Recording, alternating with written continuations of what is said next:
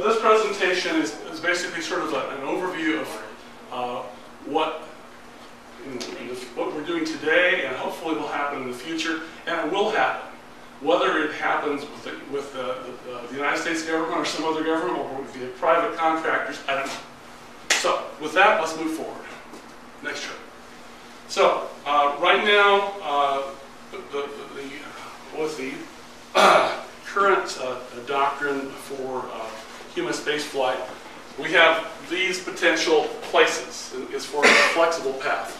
The moon, asteroids, and near-Earth objects, the Lagrangian points, places of equal gravitational force with the Earth and the moon, and Mars and its moons, Deimos and Phobos. Next. So, we've been concentrating primarily on low Earth orbit for most of, at least our years, for the last 20 years. And next chart there, Dale. And we've done a great job. International Space Station is a great testament to what it's all about. We have cooperation internationally. It's fantastic, and unfortunately, as our SpaceX people know, and our people from X-Corp, we're going to have to use Russian space vehicles here soon, because when the space shuttle retires, which will probably be next year sometime, the only space vehicle that can carry humans is the Russian spacecraft. And so there's at least going to be, right now, a 5-year gap before we have an American or international system that can get us up there other than the Russians. Now, why is that bad? Well, during the invasion of Georgia, the Russians basically stopped all, they wouldn't allow any American astronauts to fly the International Space Station.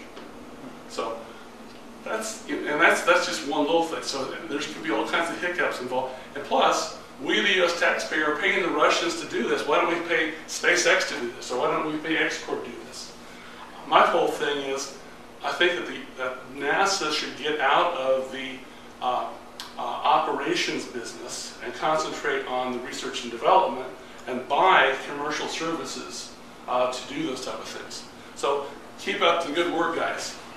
So Boeing, by the way, of course, they have their own little thing, the Commercial Space Transport, CST, and they're now working with Bigelow. You know, Bigelow's an interesting guy. I've got to sit down if you don't mind.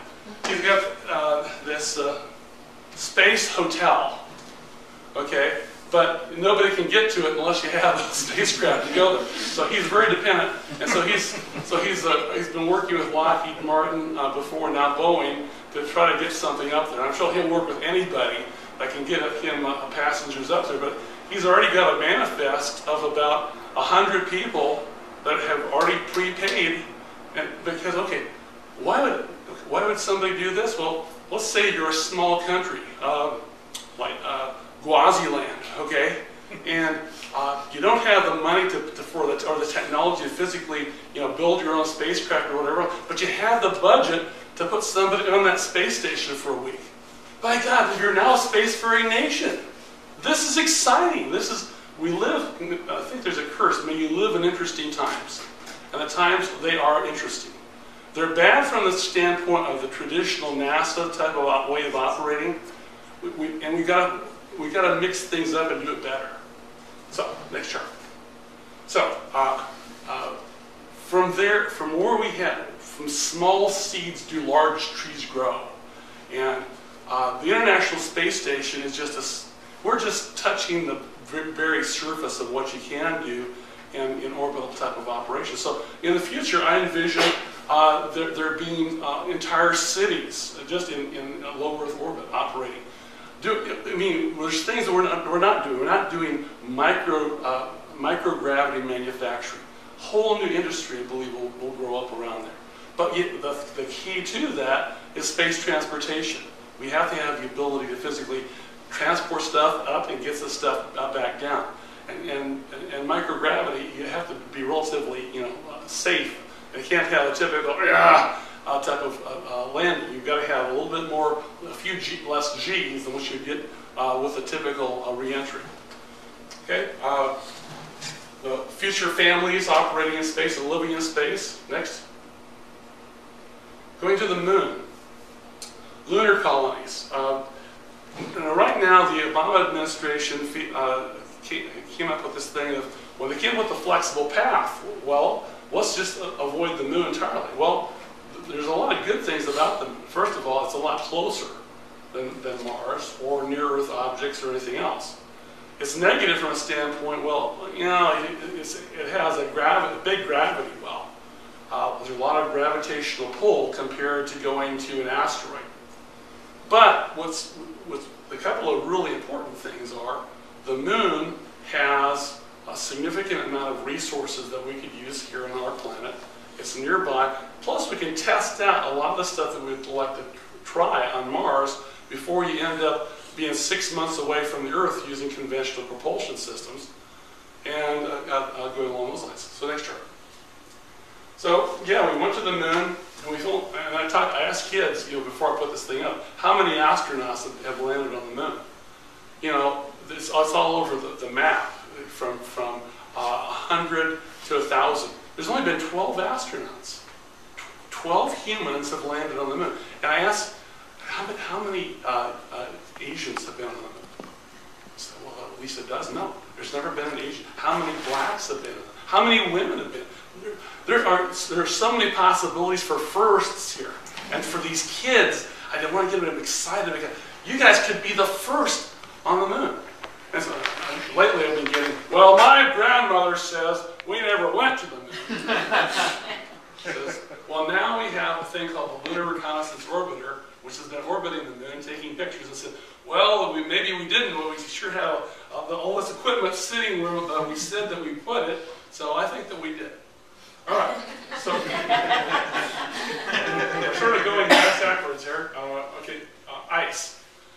The L-Cross mission, amongst a lot of other types of missions, has shown that there definitely is water ice on the moon. As a matter of fact, we're finding water now everywhere. There's water in asteroids. Of course, we knew there was ice in comets.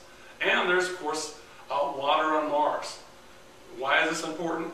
Well, when we did our analysis for logistics for surviving on the moon and stuff, the big cost was transporting water. Okay? If you don't have to transport the water, if you can get the water from the local area, that lowers the cost of what you're having to transport significantly. You can reuse water. You can make rocket fuel from water. So there's a lot of, so water is key, not just to drink, and oxygen, of course. Okay, a lot of my colleagues love to crush rocks to make air. Okay, we're going to go to the moon and we're going to go crush rocks and we're going to make air. Well, I tend to think that, you know, we should look at our own planet and where most of our oxygen came from. It comes from plants.